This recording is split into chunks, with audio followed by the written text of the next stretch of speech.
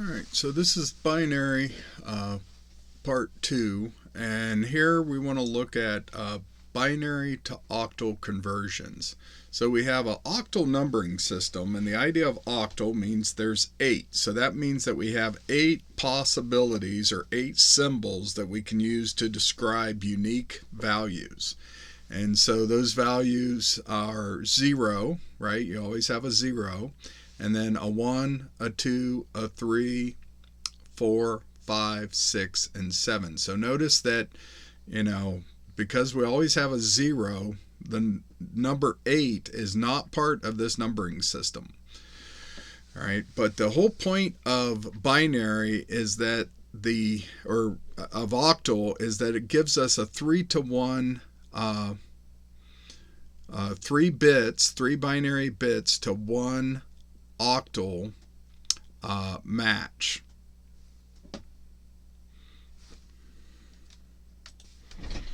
Alright, so again, the point of the octal is it gives you a 3-bit to 1 octal digit match. And so over here we have this little table on the right hand side showing you the match from octal digits to the bits, 3 bits in binary. And so if you wanted to convert a value, such as I have like an 8-bit number here, 1001 1100, and you want to convert that into decimal, what you want to do is break it up into 3s. So you always want to start from the right hand side, and we're going to grab 3 bits.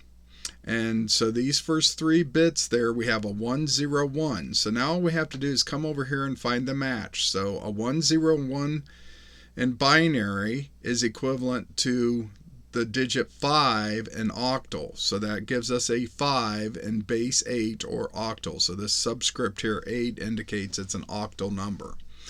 And then we take the next 3 numbers, 0, 1, 1, come over to our table, we can match that. That gives us a 3.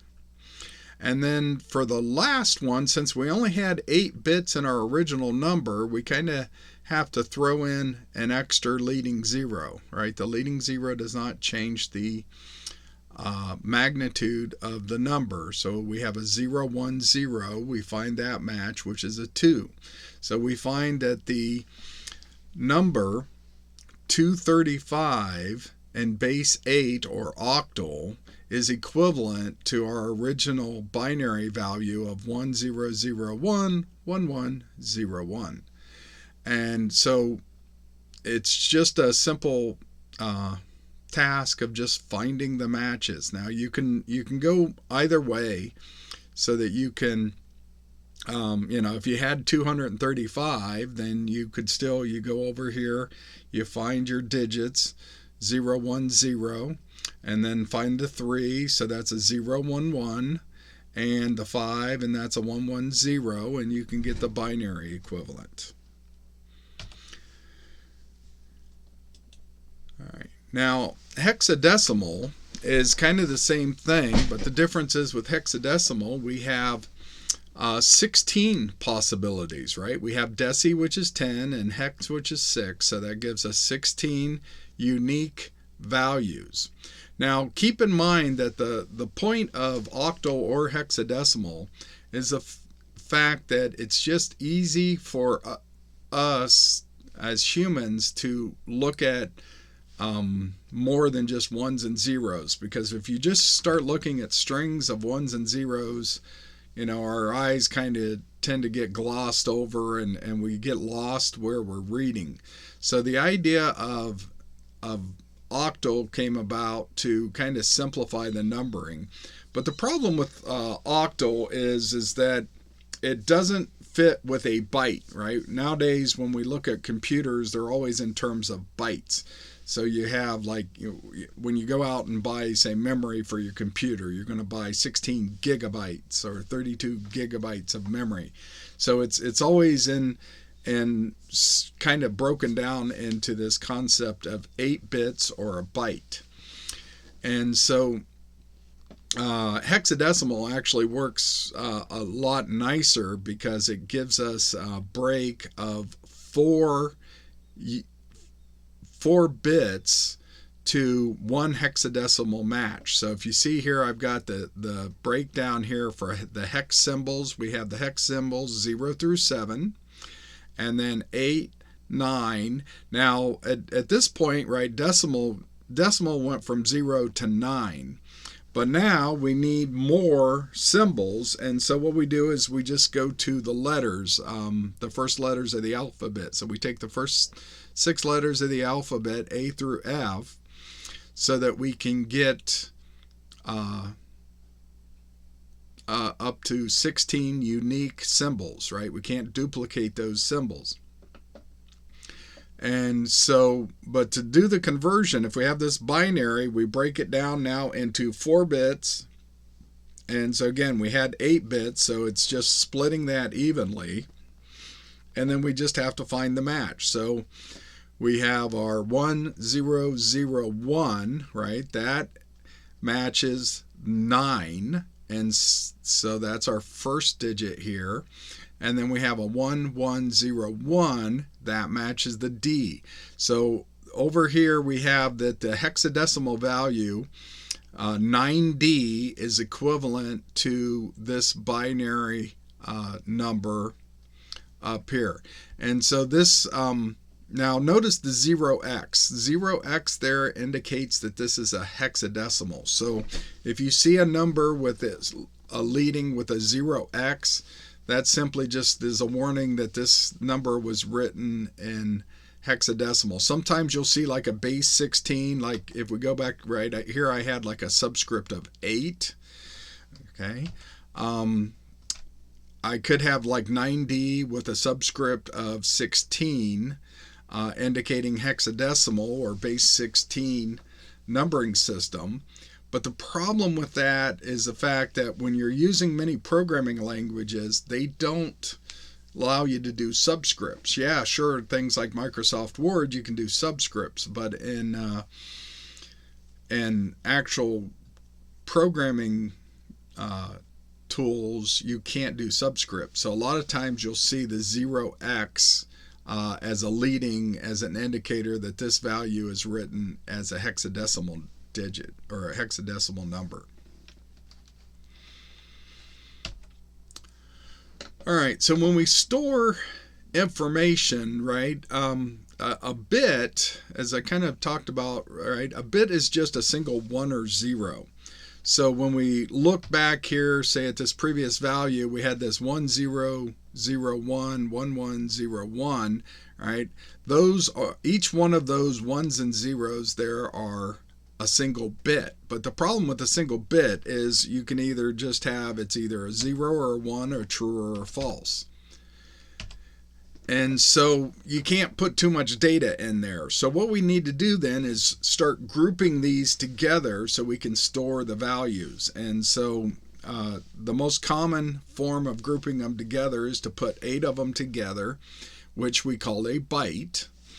And now if we only have 1 byte or 8 bits grouped together, then you can basically store 256 unique values, okay? And so that comes from doing 2 to the 8th. So you have 256 unique possibilities, but one of those is all 8 bits are zeros. And that gives you, you know, if that you're storing a number, that would simply be the number 0 stored in 8 bits. But if you wanted to make it say all ones, the maximum you would get is actually 255. So there's 256 possibilities, but one possibility is all zeros. So your maximum is 255. Or we can code some values. We'll look at that in just a minute here. So with nibble, since we have a byte is 8 bits, sometimes you'll hear people refer to a nibble as being 8 bits. And the point of that is that 8 bits represents a hexadecimal digit. Now I got hexi instead of hexa, should have an A there. When we have a byte, if we take 2 bytes, we get what we call a word. A word is 16 bits. Now these 16 bits, then we can store an unsigned number up to 65,535, right? Because your lowest number would be 0, and you could go all the way up to 65,535 because there's 65,536 possibilities, right? So that seems like a pretty big number, but it's not a great number nowadays. We can go way bigger than that, but that can store quite a bit in there. But if we're storing numbers, we can't go negative. So if you wanted to go negative, what you're going to have to do is take one of those bits and use it as a sign bit. So you can either have, the nice thing is for a sign, it's either a plus sign or a minus sign. So you can represent that with one bit. So we use the leftmost bit, or the most significant bit, to represent a sign bit. And so we still have 65,536 possibilities, but now using that one bit as a sign bit, we can actually go from minus 32,768 all the way up to positive 32,767. Okay. If we double our word, then that would give us 32 bits. That would be called a double ward. And if we're going to make it a number, then we would call it a double int, which would be 32 bits, but one of those, if it's an integer, one of those would be the sign bit. And I didn't put the max value here because that's just a really big number at that point. And if we go and double the double ward, that gives us a quad word, right? Or 4 bytes. So, I'm sorry, 8 bytes. That's a typo. All right. So, a word is 16 bits, which would be 2 bytes. A double word is 32 bits, which would be 4 bytes. And a quad word is 64 bits, which would be 8 bytes. And now, most modern day computers like cell phones and laptops and things run 64-bit processors, and so a lot of times they just kind of simplify it and they'll call that a word because the processor is going to process 64 bits every time it does any sort of processing.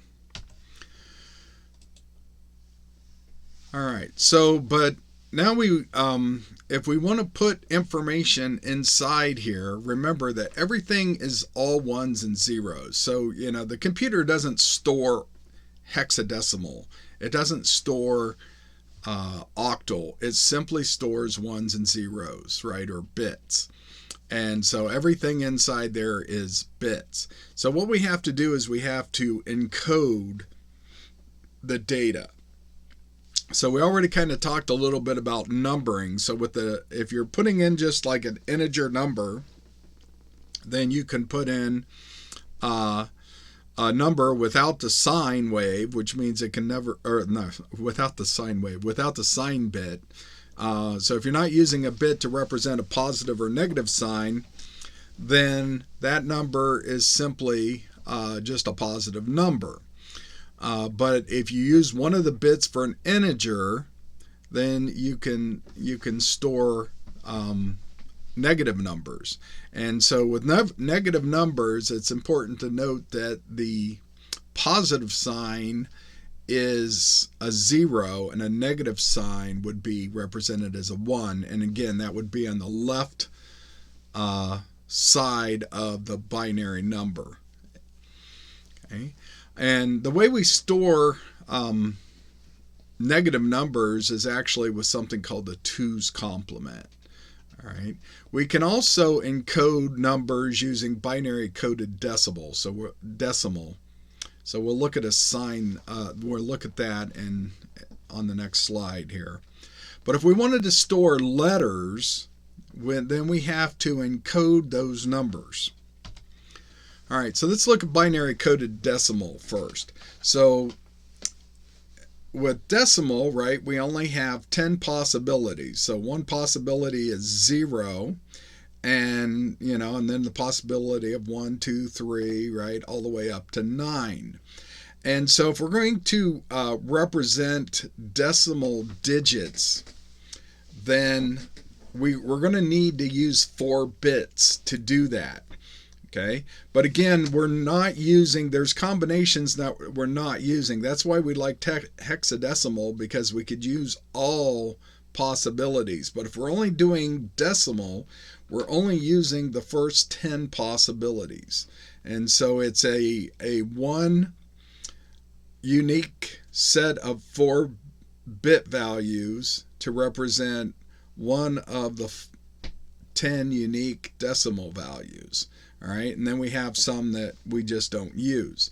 Now, there's actually, so here's like a binary coded decimal value. So this number here, 5836, what we're doing is we're encoding in the computer the number 5, the number 8, the number 3, and the number 6. So this is taking, all right, 16 bits to represent these 4 values. Okay, and the highest that we could go there would be 9,999, which would be less than if we were encoding a 16-bit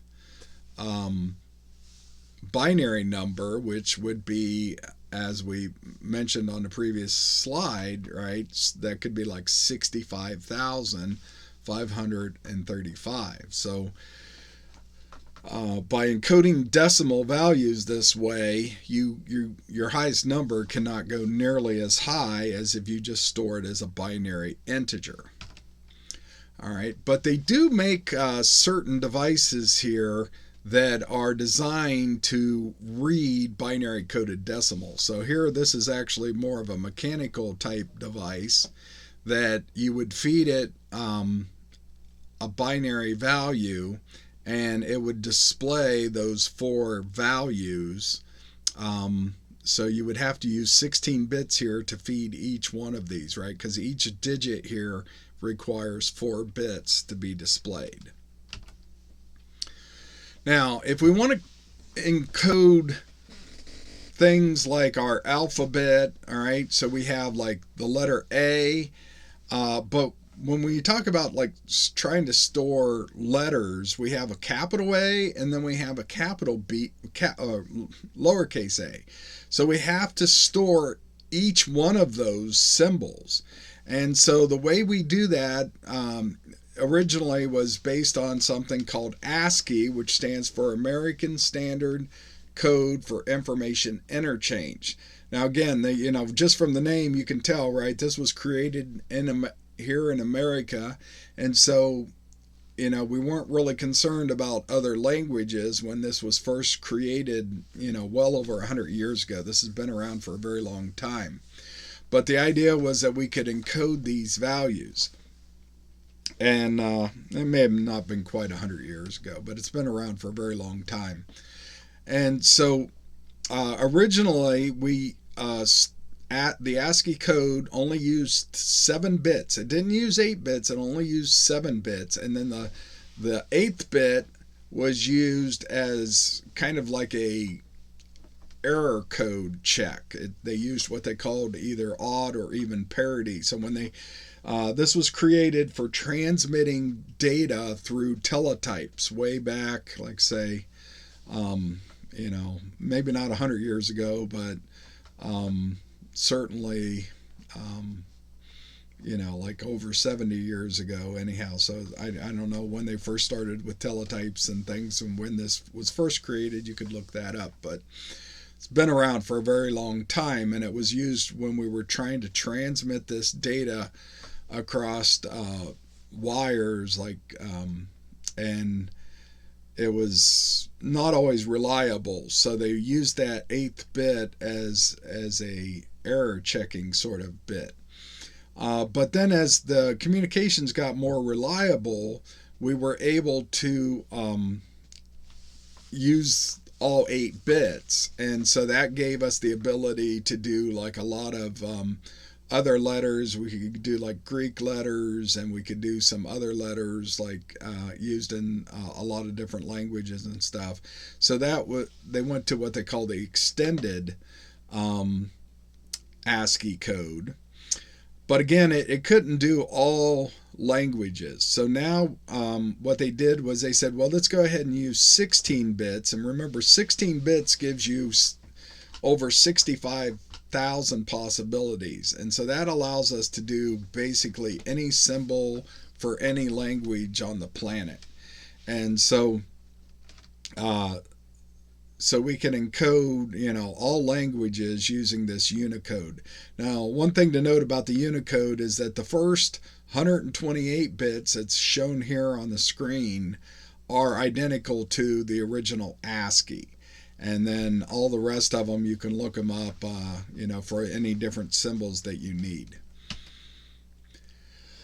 All right, now, when we're working with our controllers, okay, and we want to like wire in a switch to determine if the switch is on or off, okay, what we have to do is we have to make sure that we have known values. And so it's very important to make sure that like noise doesn't give us a false reading. And so to do that, we use what's called a pull-up resistor or a pull-down resistor. So the idea is that if I want to put in a switch so that I can put a 1 or a 0 into the controller by, say, pressing a switch, or possibly like a motion sensor or whatever. So if I have a motion sensor and when it detects motion, it's going to activate, meaning it's going to close the switch and tell us that, hey, somebody's there, something's moving, something along those lines. But what I have to do is I have to make sure that when the switch is not activated, that my controller is reading a proper value. So in the case of a pull-up resistor, what I'm doing is I'm pulling this up and making it a high or a 1 into the controller. But if I close the switch, then that's going to connect that input to ground or to 0, so that's going to put a 0 into the controller. So pull up gives you a default of a 1 in, and then when the switch is activated or closed, you get a 0 into your controller. Or you can wire it the opposite way, and you can use a pull down resistor, which keeps you connected to ground, and then when the switch is closed, it gives you a high in to your controller. Now in this case, I'm using to this controller 5 volts. You're going to have to watch certain controllers, maybe they only need 3.3 volts.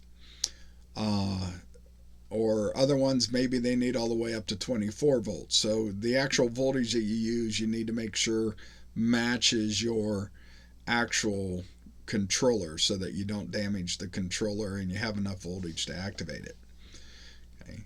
But if you don't use a resistor in this way, then noise from, say, cell phones or radios or just the electric lights or whatever, static electricity in the air could give you a false reading.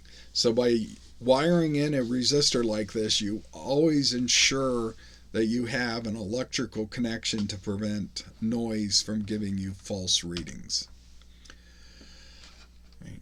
Another thing that we use, and this is actually used for all computers and stuff, they use these square waves, but we can do what's called pulse width modulation, and this allows us to change what they call the duty cycle of the square wave. So if you see, like in the center here, you see a perfect square wave with 50% duty cycle. So it's high for half the time and low for half the time. Okay, or we could do 25% duty cycle. okay, or 100% duty cycle. All right, and so that's called pulse width modulation. Pulse width modulation allows us to mimic things like, say, a sine wave. So if you see this black line here, this is mimicking a sine wave to get like a nice smooth sine wave. We can't do that with a digital computer. However, by using something like pulse width modulation, we can kind of simulate that by making the pulses wider and then narrower, and then reversing the direction of them and making them wider and narrower to get a much smoother response. All right. So another thing that we need to understand is logic gates. Okay, so inside the computer, it's actually made up of lots of different circuits that are broken down to kind of like a low level. They're broken down to logic gates. So the simplest logic gate would be an inverter, but they also have what they call OR gates, AND gates, and then exclusive OR gates. And then you have, like here, you have the bubble, which represents that it's negated. So let's take a look here first for an inverter. All an inverter does is just whatever the input. If you're putting a 1 in, you get a 0 out, or if you put a 0 in, you get a 1 out. It just changes your bit. Very, very simple.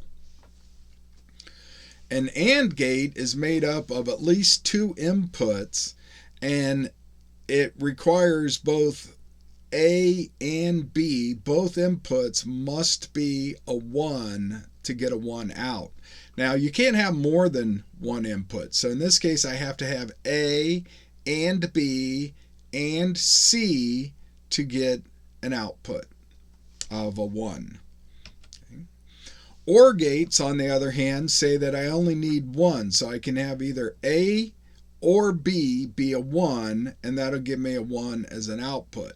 So with an OR gate, you get, as long as either one of them is a 1, then you get an output of a 1, and if both of them are 1, that's okay too.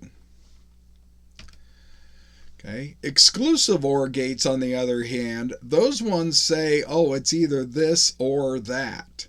All right. So the if A is a 1 but B is a 0, you get a 1. Or if A is 0 but B is a 1, you get a 1. But if they're both 1s, that's not exclusive, so you get a 0 out. Now, we can also, using an inverter, right, we can flip the inputs and the outputs. So in this case, we have like an AND gate with an inverter on the front, and we just kind of draw that with just the bubble part of the inverter on there. And so remember, with an AND gate, you needed both of them to be a 1 to get a 0, but now we're inverting that, so the input is the exact opposite. All right. Now, we can also put that inverter as right to an input here. So in this case here, I just have one inverter on the B input, right? And so that's, I'm kind of showing that with the B here. And so that flips our output. Okay. And you can do that with NOR gates and exclusive NOR gates, or exclusive OR gates, and make them exclusive NORs.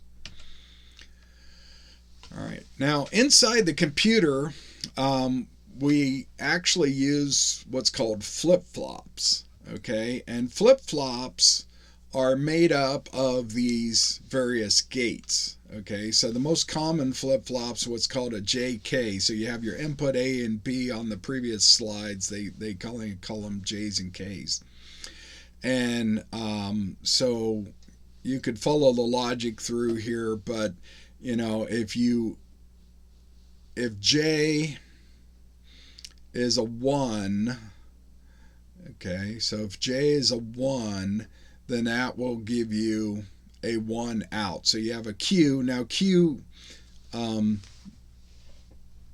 typically is going to be, and then you have a Q naught, which is the opposite of that. All right. Now, so a latch doesn't require a clock signal. So you could use just this gate system here without the clock, and just so when you set something, it would just stay latched until you come back and unlatch it. But inside the computers, right, they actually use the flip-flop, which means that it's got a clock signal built in, and so it's only going to change when the clock signal changes. So you get this, it only changes on the rise of the clock signal. Okay, where a latch, you just, as soon as you flip J or K, it's going to change. Okay, and kind of the reason they call it a flip-flop is because if you look at this special case where both J and K are 1 with this particular circuit, then that means that your output is going to toggle. If your output was 0, it toggles to a 1. If your output was 1, it toggles to a 0. And so that's kind of where the term flip-flop came from. All right, so that ends part 2 of the binary lecture.